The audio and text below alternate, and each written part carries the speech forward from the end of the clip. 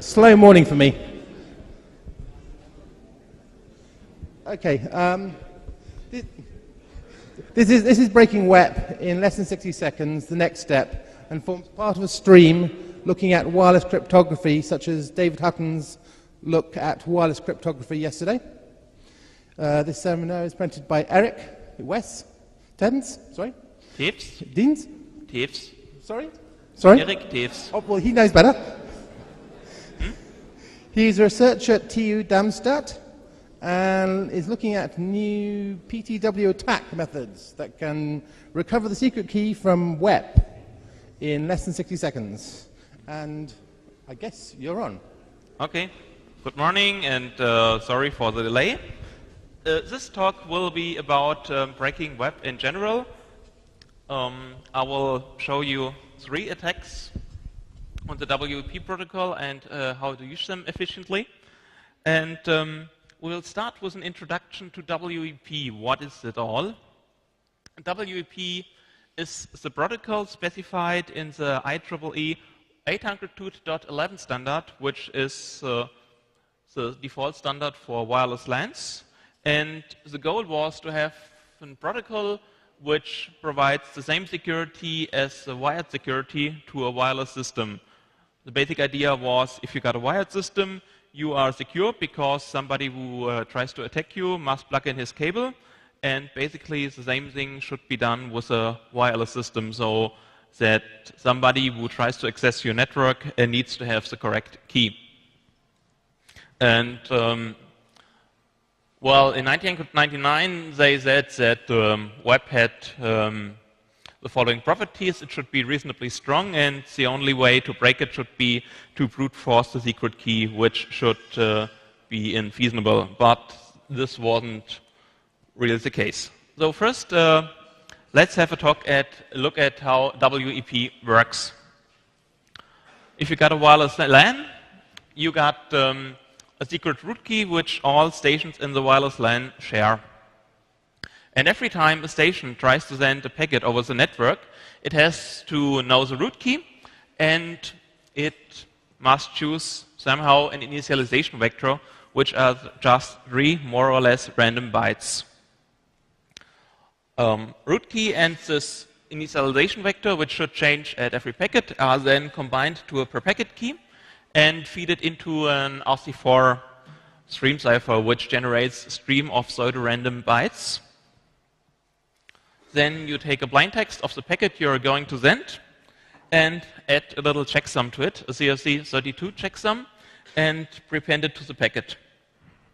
Then you are combining packet and the key stream produced by the RC4 stream cipher, and you get the encrypted packet, and you send the encrypted packet together with the initialization vector you choose to the other station.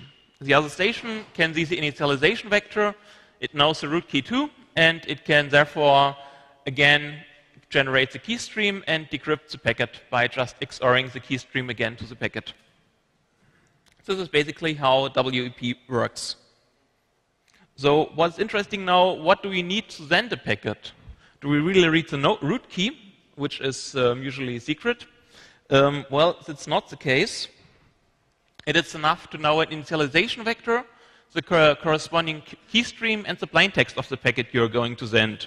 So after you have discovered a long enough key stream, the corresponding initialization vector, then you can at least send packets with arbitrary payload.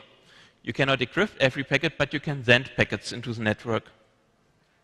And this is the first design flaw in the WEP protocol.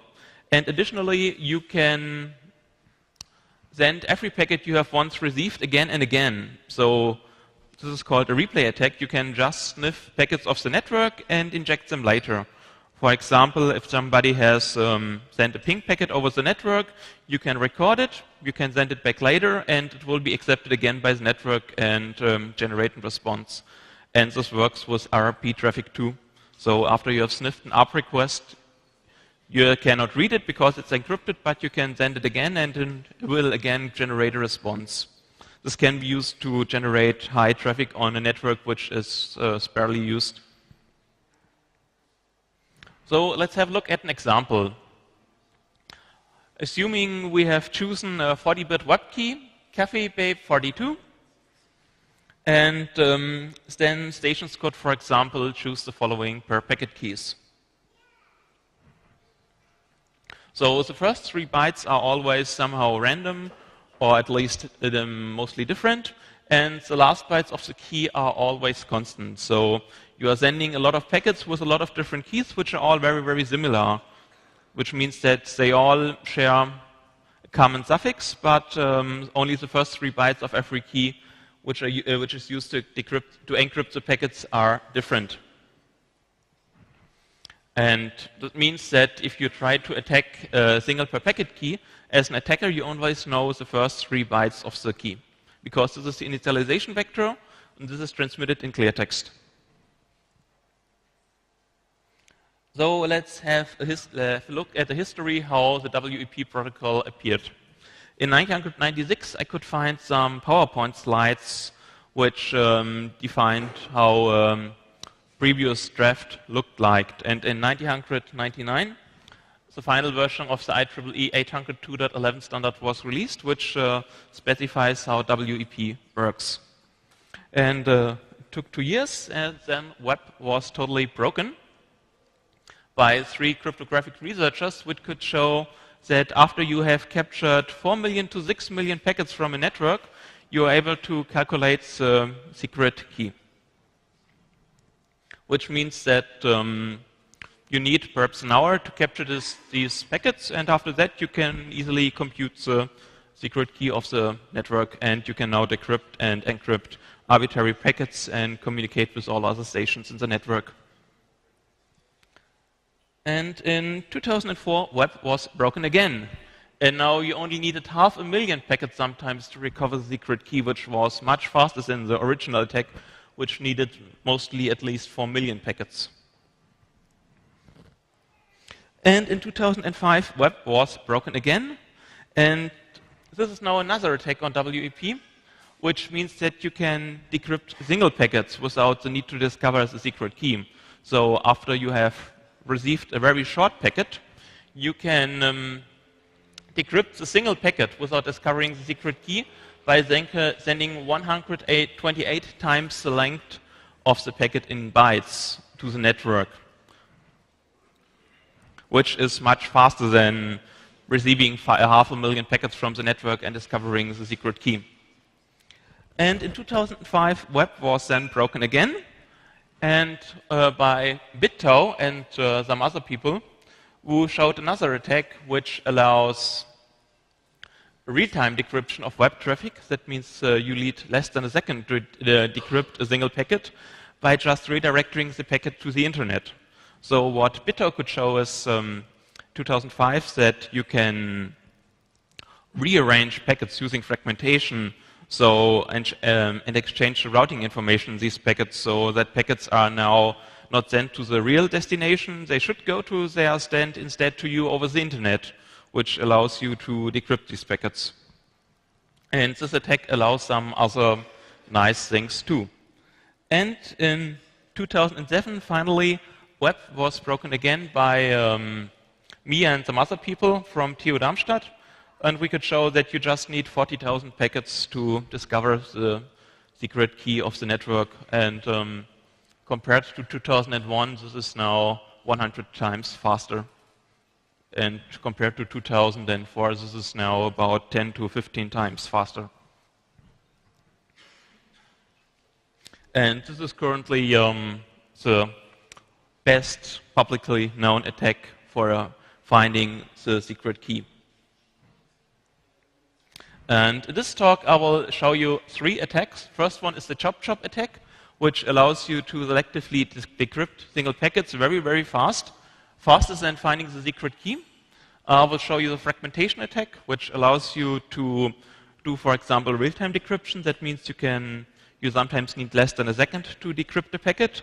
And I will show you the PTV attack, which allows you to discover the secret key of the network. First, the chop-chop attack. This attack is really nice because it has an interesting mathematical structure. what ChirpChirp allows you is to decrypt the last E bytes of a packet by sending 128 times E packets to the network and looking at the responses of the network. The basic idea is the following. Every packet in a network has a checksum. And if you shorten a packet by 1 byte, it becomes most likely invalid because you have chopped off the last byte of the packet. What you now can do is, if you know the clear text value of the last byte, you would know how to correct the checksum in the encrypted packet to make it valid again. And so this can be used for an attack. So what you can do as an attacker, you can guess that the last byte of a packet you have received would be 0. Then you correct the checksum of the encrypted packet and you send it back to the network. And now 2 things can happen.